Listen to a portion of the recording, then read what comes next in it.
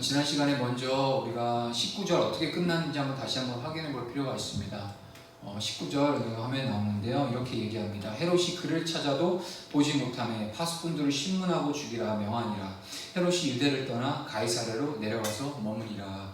헤롯이 유대를 떠나서 이제 가이사랴로 내려가서 머문다고 나옵니다. 여기서 예루살렘에 있던 그 헤롯 아그리파 1세가 갑자기 가이사랴의 그 왕궁으로 그가 내려간 이유에 대해서는요, 이전에 그 로마를 당대 이제 역사를 기록했었던 로마의 역사가 요세푸스 이렇게 그가 왜 가이사랴에 갔는지에서 그는 역사를 이렇게 얘기하고 있습니다. 헤롯이 이때 가이사랴로 내려간 이유가 그때 당시 로마의 황제 글라우디오가 그 영국 원정에서 승리하고 귀환한 것을 축하하는 축제에 참여하기 위해서 가이사랴로 갔던 것이라고 이제 당시의 그 로마 역사가 요세푸스는 그렇게 증언하고 있어요. 헤롯이 로마 황제에 의해서 임명된 분봉왕이었어요. 당시의 패권을 로마가 잡고 있었죠. 팔레스타인의 모든 패권은 이제 로마가 잡고 있었고, 그리고 곳곳에 이제 평화 통치를 했어요. 각각마다 지역마다 자신을 대신해서 로마의 제국 대신 그 자신의 그 가이사랴 대신해서 가이사를 대신해서 통치할 분봉왕들을 각 지역마다 세웠죠. 그 가운데 이제 예루살렘 유대를 다스리게 이제 세운 분봉왕이 바로 헤롯 아그리파 1세라는 거예요. 근데 이는 이제 로마 황제에 임명된 분봉왕이었던 것만큼 그 로마 황제를 위한 축제를 개최하고 참여하는 것은 그에게 있어서는 아주 중요한 업무였던 거죠. 그로 인하여서 지난주에 나왔던 그 본문 12장 19절에 나타나는 마지막에 이제 그 헤롯의 족적을 봤을 때 유대를 떠나 가이사랴로 내려가서 머문 이유를 요세푸스는 이렇게 설명하고 있는 것입니다. 이런 배경 안에서 오늘 본문을 좀 보려고 해요. 20절을 다시 한번 읽어보도록 하겠습니다. 헤롯이 두로와 시돈 사람들을 대단히 노여워하니 그들의 지방이 왕국에서 나는 양식을 먹는 까닭에 한 마음으로 그에게 나와 왕의 친소 맡은 신하 블라스도를 설득하여 화목하기를 청한지라. 자, 이제 현재는 헤롯이 어디에 있는 상황이죠? 바로 지역 가이사랴라는 지역에 있는 상황입니다. 그리고 오늘 본문 20절에서 이렇게 얘기합니다. 헤롯이요, 두로와 시돈에 있는 사람들을 대단히 노여워했다고 해요. 자, 지중해 북쪽 연안에 자리 잡고 있었던 그 페니키아의 두로와 그 시돈은요, 항구 도시였어요. 무역이 왕성했었던 무역 항구 도시였기 때문에 어쩔 수 없이 당시에 이제 식량은 저희처럼 막 공장에서 찍고 만들고 막 밀가루 막 하는 게 아니잖아요. 다 재배하고 뭐 농작물을 다 이렇게 해서 이제 먹는 거였잖아요. 그래서 무역 항구 도시에서 이제 제한이 있었죠. 그런 걸 자라내고 키워내는 그런 제한이 있었기 때문에 어쩔 수 없이 그 식량을요, 전적으로 인근의 그 이스라엘에 의존하고 있었던 거였어요.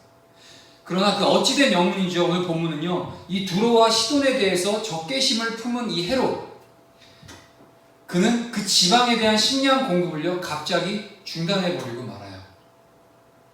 하루아침에 이 두로와 시돈 사람들의 입장에서는 하루아침에 어떠한 이유이신지 모르겠지만 이 헤롯의 그 변덕스러운 그 기질 앞에 그간에 잘 그 예루살렘으로부터 이스라엘로부터 그 식량을 공급과 조달을 받고 도움을 받고 살았던 두로와 시돈 지방의 사람들이 어느 순간 헤롯의 그 갑작스러운 변덕스러운 그런 선택 앞에서 식량난의 위기가 봉착이 된 거죠.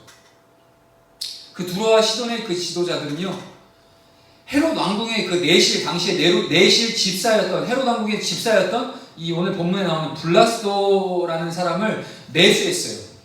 이 두로와 시돈의 지도자들이에요. 매수해서 그 헤롯 왕과의 그 관계를 회복하려고 안간힘을 썼다라는 거예요. 어떤 정치 외교적인 상황이겠죠. 그 와중에 이 헤롯은요, 로마 황제를 위한 축제에 참여하기 위해서 두로와 시돈에서 가까운 가이사랴로 내려갔고요. 이 정보는요, 헤롯이 가이사랴로 내려갔다는 이 정보를요, 블라스도를 통해 즉각 두로와 시돈 사람들에게 전해지게 됩니다. 자, 이제 다시 지난주로 한번 다시 잠깐 돌아가 볼게요.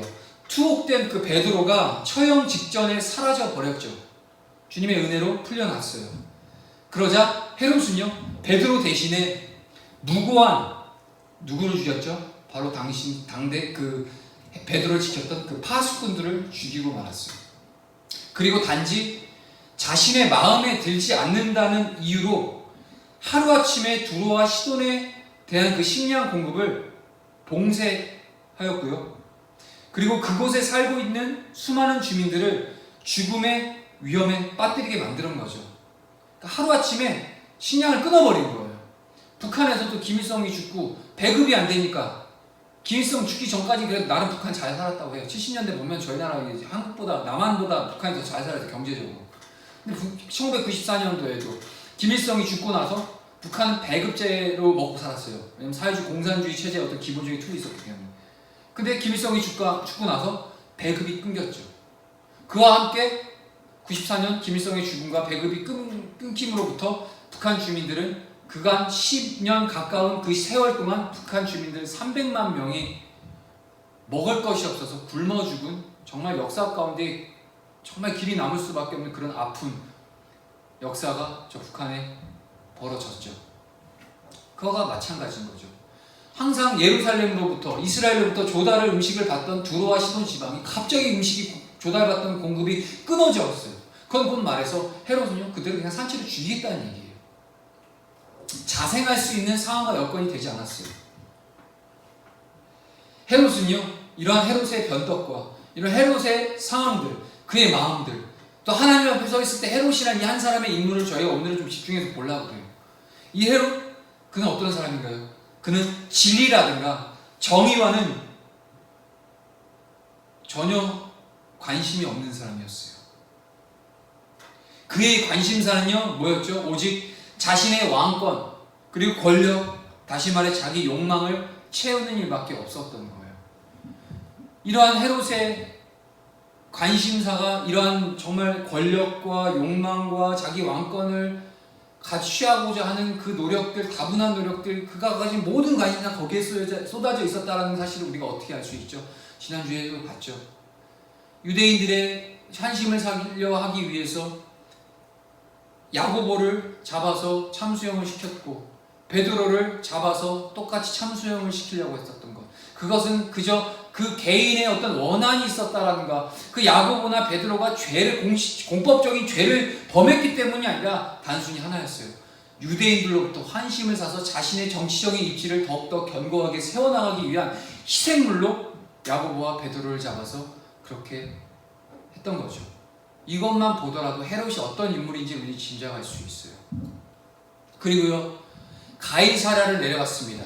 제가 가이사랴를 얘기했는데 가이사랴가 어떤 도시냐면요, 헤롯, 오늘 이 본문에 나온 헤롯 아그리파 1세의 할아버지였어요. 제가 지지난주에도 한번 얘기했어요. 가이사랴가 어떤 도시인지. 할아버지인 헤롯 대왕이 그때 로마에 있는 황제를 가이사라고 불렀어요. 황제를 숭배하고 찬양하기 위해서 만든 도시, 그 이스라엘 영토 안에 로마의 황제를 찬송하기 위해서 만든 도시가 바로 가이사랴였어요. 그래서 가이사랴의 도시에는요, 그 가이사랴 도시 중심에는요 뭐가 있냐? 바로 로마 황제를 숭배하는 신전이 있었어요. 이것처럼 이 헤롯 집안은요 계속해서 그 당시에 패권을 장악했었던 로마의 황제의 눈에 잘 보이기 위해서 온갖 알랑방구를 껴가면서 그렇게 이제 붙어 있었던, 그러니까 자신의 기득권, 왕권, 권력, 자기 욕망, 사욕, 이것에 완전히 사로잡혀 있었던 집안이 바로 헤롯 대왕서부터 또 헤롯 빌립, 그리고 오늘 본문에 나온 헤롯 아그리파 1세, 이러한 헤롯 왕가가 그랬던 왕가들이었어요. 그는요 자기 욕망을 위해서라면 죄 없는 사람들을 투옥시키고 목을 치고 양식을 끊어 굶겨 죽이려 하는 등 어떤 짓이든 간에 서슴없이 행하였던 사람이었어요. 또 자기 욕망의 논리로 자신의 행위를 얼마든지 합리화시킬 수 있었던 사람이었어요. 한마디로 자기 욕망에 눈먼 그는 어떤 사람? 바로 선과 악, 또한 의와 불의조차 분간치 못하는 어리석은 인간이 바로 헤롯이었습니다.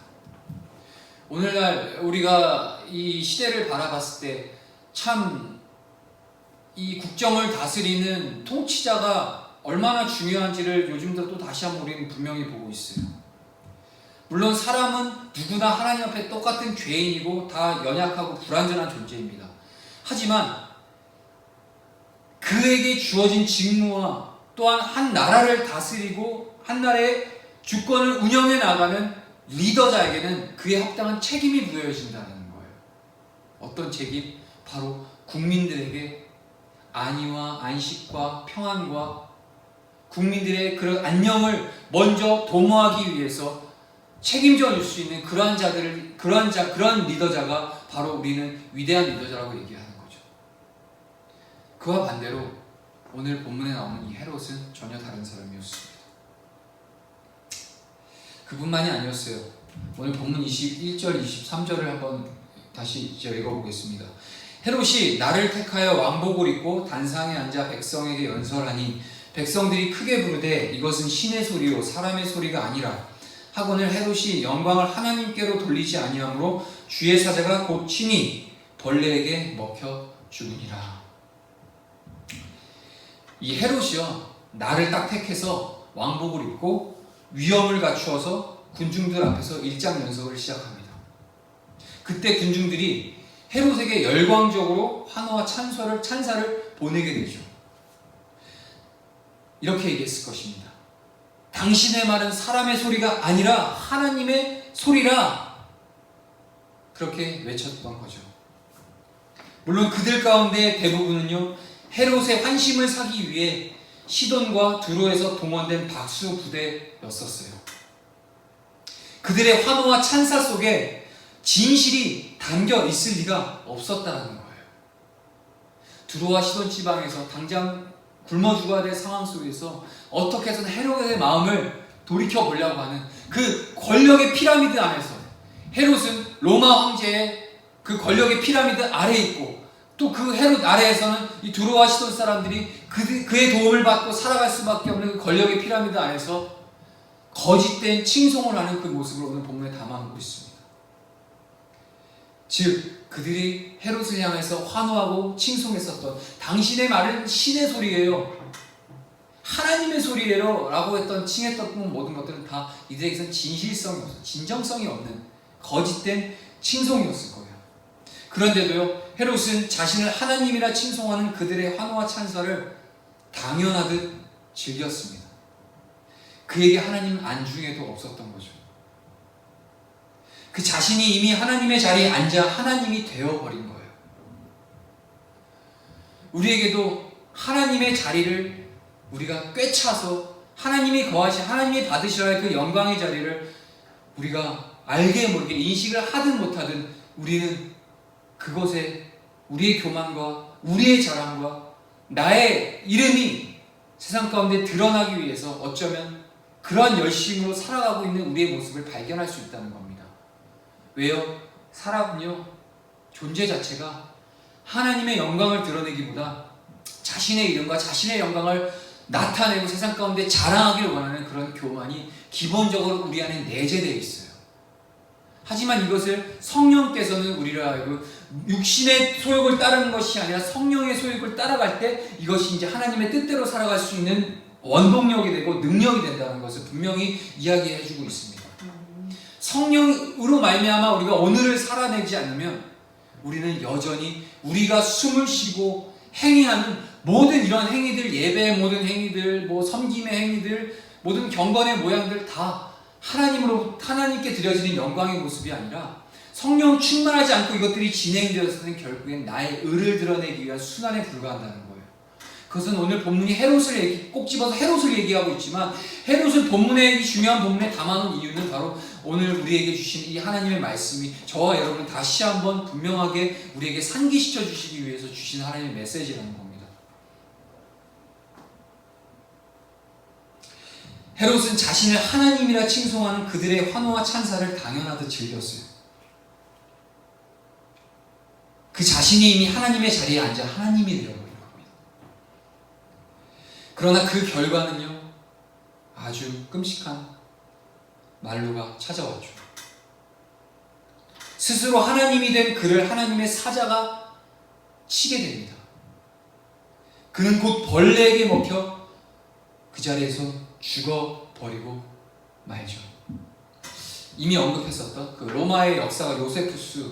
자, 이 요세푸스가 이제 이때의 상황을 조금 더 정황을 상세하게 기술해 놓았어요. 제가 한번 알려드릴게요. 그날은요, 이 헤롯이 좀에게 먹혀서 이 급성 세균 감염으로 인해 죽었던 그 상황을 요세푸스는 이렇게 얘기합니다. 그날은 영국 원정에서 승리한 글라디오 황제를 축하하기 위한 축제 둘째 날로서 주후 44년 8월 1일이었던 그날은 로마 왕국에 있는 글라디오 황제의 생일이기도 했습니다. 헤롯은요, 그날 은실로 짠 왕복을 입고 있었어요. 그가 원형극장의 무대 위에 올라가자 그의 그 은빛 왕복은요, 햇빛을 받아서 눈이 부시도록 황홀하게 빛났다고 합니다. 이어 그의 연설이 시작되었습니다. 시돈과 두로에서 동원된 그 박수 부대는요, 그를 향해 하나님이라며 열광적인 환호와 찬사를 보냈고요. 스스로 하나님이 된 헤롯은 그들의 환호와 찬사를 마냥 즐겼습니다. 바로 그때 유대인들이 불길의 징조로 여기는 올빼미 한 마리가 나라와 무대 기둥 위에 앉았다고 합니다. 헤롯이 그 올빼미를 보는 순간 그는 갑자기 복통을 일으키며 그 자리에서 쓰러지고 말았던 거예요. 놀란 측근들이 황급히 그를 왕궁으로 옮겼지만 끝내 정신을 되찾지 못하고 사경을 헤매던 그 헤롯은요, 불과 닷새 만에 숨을 거두어 버리고 말았다고 합니다. 이것이 당시의 로마의 역사가인 요세푸스가 당시 자신의 책 유대 고대사에 남겨놓은 이 상황의 본문의 정황입니다. 자, 물론 이건 진리는 아니에요. 역사의 한 방편이고 하나의 기록일 뿐이에요. 참고 차원에서 제가 알려드렸습니다. 어찌됐든 이처럼 헤롯의 최후에 대해서 이 사도행전의 저자 누가가 기술했었던 오늘의 이 본문, 그리고 로마의 역사가 요세푸스의 기록은요, 큰 줄기, 큰 면에서 보면요, 서로 일치하는 부분이 있다는 거예요. 헤롯, 그는요, 자신의 권력에 심취해서 스스로 하나님의 자리를 차지하기도 했습니다. 그의 권력은 가히 무소불위한 권력이었어요. 그 권력이라면 불가능할 것이 없었을 것 같았어요. 그런 권력이라면 자신의 인생을 천년만년 지킬 수 있을 것 같았습니다. 그러나 그는 결국엔 어떻게 됐죠? 벌레의 밥이 되었습니다. 가장 비참한 모습으로 순식간에 죽고 말게 되죠. 그 무소불위의 권력으로 그는 막상 자신의 생명을 갉아먹는 벌레 한 마리도 막지 못한 것입니다. 본문은 그것을 가리켜서 하나님께서 그를 치셨기 때문이라고 증언하고 있습니다. 인생이 그 코의 호흡을 다 하나님의 주권 가운데 있지 않습니까? 우리가 아무리 무소불위한 권력과 권능과 그런 위치와 자랑할 만한 것들을 가지고 있더라 하도요, 하나님 앞에 정말 한낱 보잘것없는 하나의 미물일 뿐이에요. 우리는 그것을 알지 못하고 기고만장하여서 하나님 앞에 목이 꼿꼿한 백성이 되어서 내가 조금 이해되지 않고 내 상황, 내 경험 속에서 조금 이해되지 않으면 그대로 하나님 앞에 따지고 드는 우리의 그런 불순종한 아주 완악한 속성이 우리 안에 있어요. 헤롯이야 뭐 이렇게 대놓고 하나님을 대적하고 하나님의 영광을 대신 따먹었지만 우리는요, 교묘하게 하나님의 영광을 대신 따먹고 있지는 않나요? 저의 모습을 보고 우리들 모두의 모습들을 각자 스스로 돌아볼 때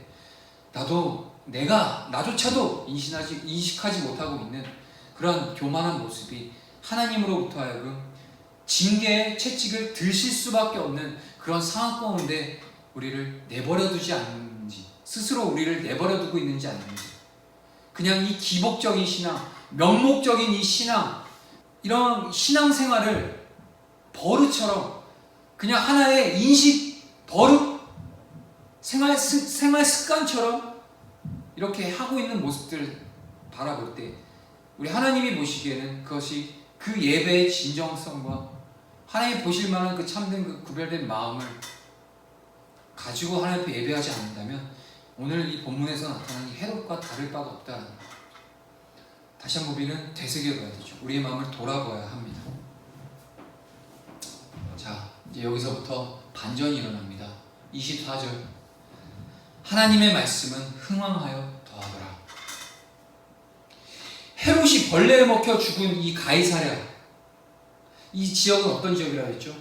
이 지역은요, 스스로 하나님이 된 인간들이 욕망의 논리에 사로잡혀서 사는 상제의 도시였어요.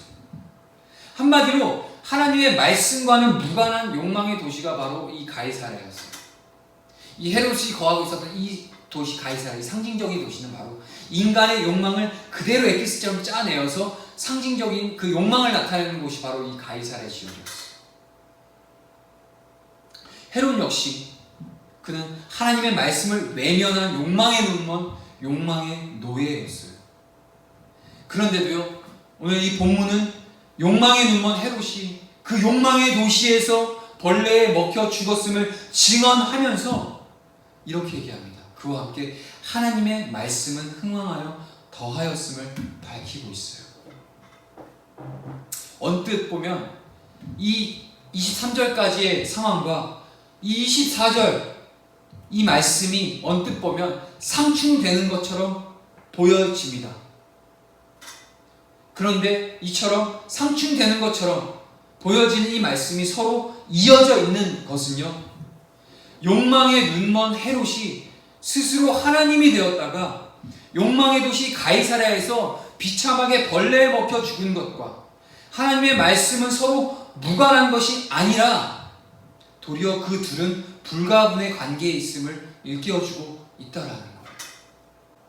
다시 말해서 욕망의 눈먼 헤롯이 스스로 하나님이 되었다가 욕망의 도시 가이사랴에서 비참하게 벌레에 먹혀 죽은 것은 바로 살아계신 하나님의 말씀으로 인함이라는 것이라는 거죠.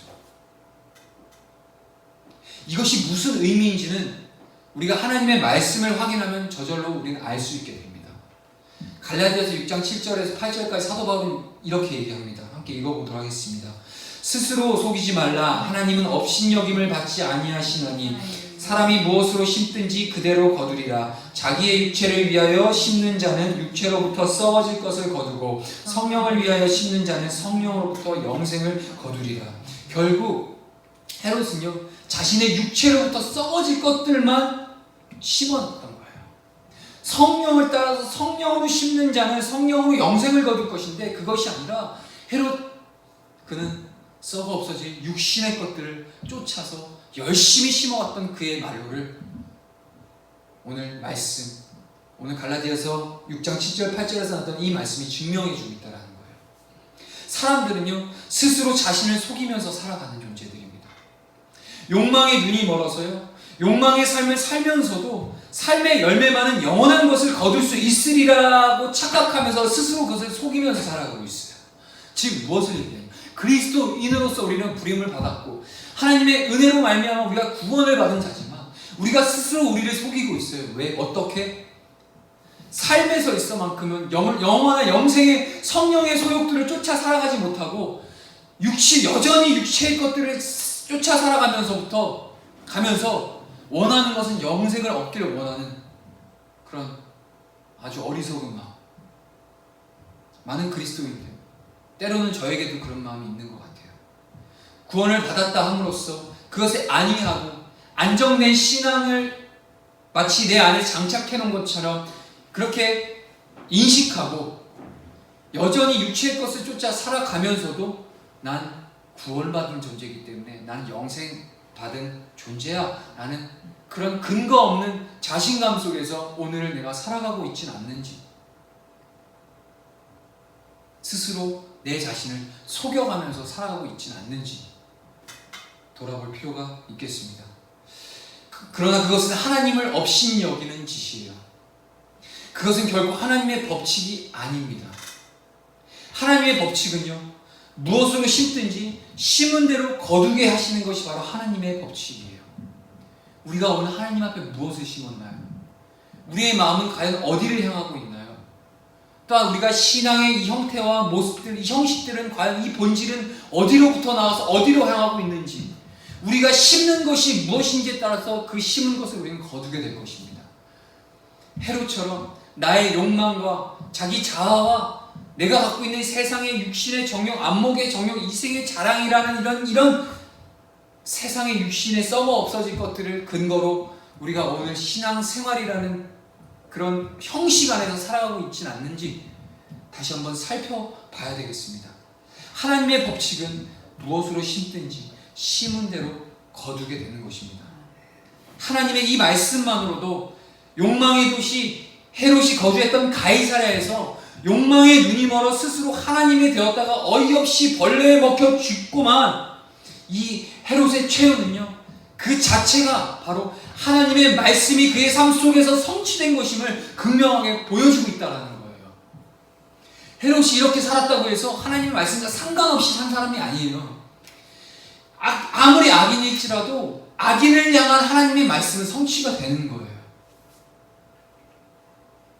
그의 비참하고도 허무한 최후야말로 육체의 욕망만을 삶의 목적으로 삼은 인생은 그 삶이 겉으로는 아무리 화려해 보여도 하나님의 말씀 앞에서는 구더기라는 벌레의 밥 이상의 의미를 지닐 수는 없음을 오늘 본문이 여실하게 증명해 주고 있습니다.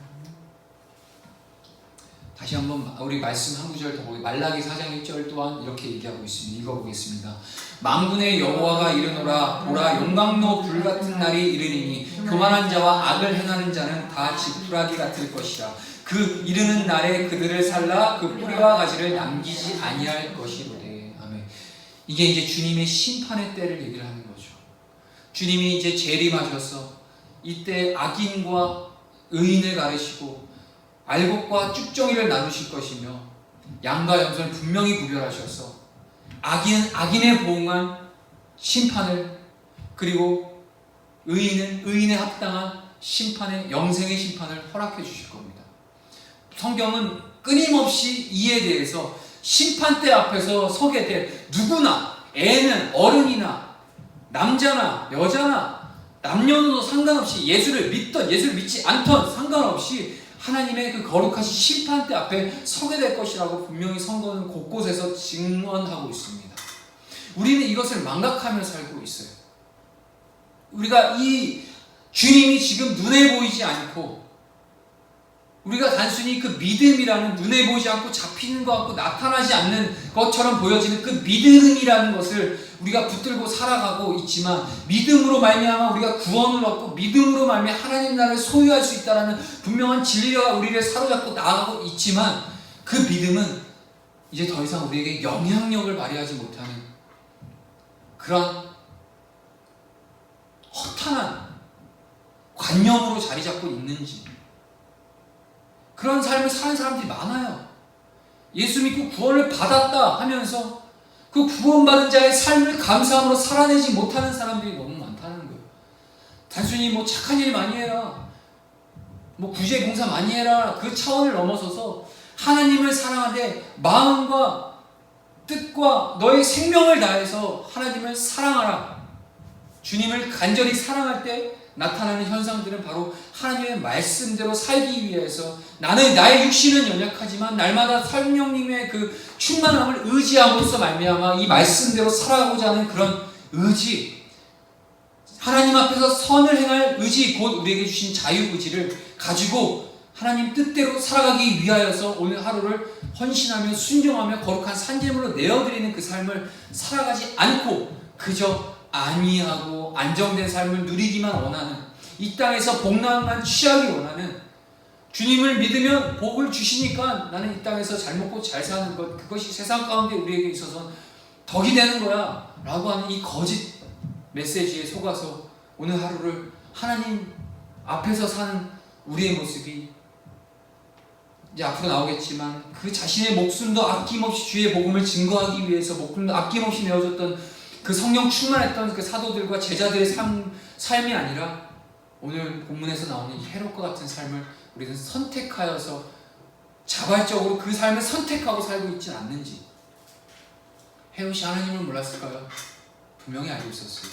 왜? 이 유대인들을 다스리는 유대 민족의 지도자였어요. 물론 이두메인, 에돔인이긴 했지만 그는 분명히 유대 민족의 그 이스라엘의 하나님을 분명히 아는 자였어요.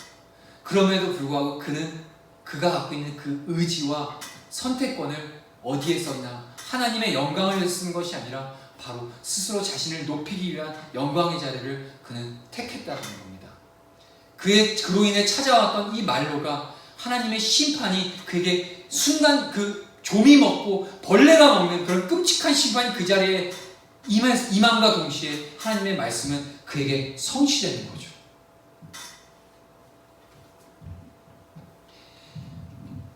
하나님께서는 스스로 하나님의 자리에 앉은 그 교만한 사람과 자신의 욕망을 위해 온갖 불의를 서슴지 않는 악한 사람을 용광로의 불이 지푸라기를 태우듯이 뿌리채 쓸어버리는 하나님이십니다. 이처럼 헤롯은 하나님의 말씀을 철저하게 외면하고 살았지만 그렇다고 하나님의 말씀마저 헤롯을 외면했던 것은 결코 아니었어요. 이해가 되시나요? 하나님은 절대 헤롯을 외면하지 않으셨어요. 말씀대로 헤롯에게 증명해 오셨다는 거죠. 하나님의 말씀은 그 가이사랴 그곳에서도 어김없이 흥황하였다는 거예요. 단지 흥황한 하나님의 말씀의 의미가 달랐을 뿐이죠. 생각해 봅시다. 이 세상이 온통 하나님의 말씀으로 지어지지 않았나요? 그렇다면 이 세상 어디에든 하나님의 말씀이 흥황하지 않겠습니까? 단지 차이가 있다면 생명의 말씀으로 흥황하냐 아니면 저주와 심판의 말씀으로 흥황할 것이냐, 이 차이가 있다는 거죠. 그리고 그 차이는 전적으로 하나님에 의해 창조된 우리 인간의 삶 가운데 기인하고 있다는 겁니다. 악인, 악한 자들, 불의한 자들에게도 하나님의 말씀이 흥황하게 됩니다. 그 흥황의 분야가 다르죠. 영원한 영생의 복된 은혜의 말씀이 그로 하여금 흥황하게 될 것이냐, 아니면 저주와 심판이 말씀을 통하여 그의 삶에 흥황하게 될 것이냐, 그것을 가리우는 것은 오늘 그리스도인이라고 우리를 불러주신 그 하나님 앞에 서 있는 저와 여러분 한 사람 한 사람들이 살아가는 오늘 우리에게 주어진 이 한날 하나님 앞에 어떻게 살아가는지가 바로 그 흥황함을 결정해낼 것이라는 거죠. 말씀을 마치도록 하겠습니다. 12장, 본문 12장 오늘 이제 24절까지 이제 보게 되는데요. 마지막 한 절이 있어요. 12장의 마지막 한 절이죠. 25절입니다. 말씀이 짧은 말씀이지만 이 25절 한 절은 다음 주에 좀 깊이 있게 나눠보려고 합니다.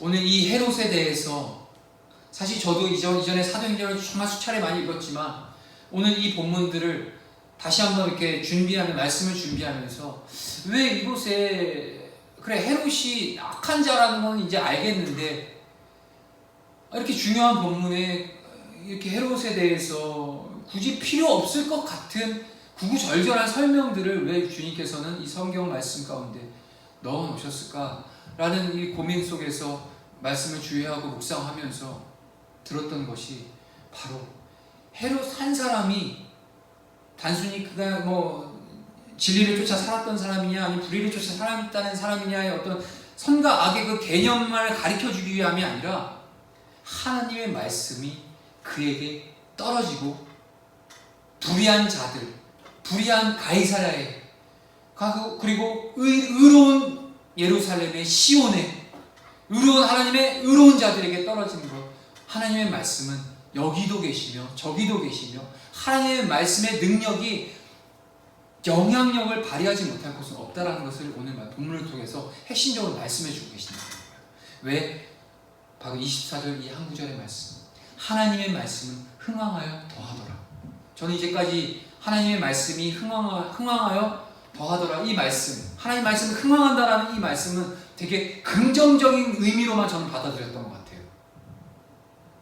사도들이 가는 곳마다 하나님의 말씀이 흥황하였다라고 사도행전은 계속해서 중간중간에 계속해서 이야기하고 있어요.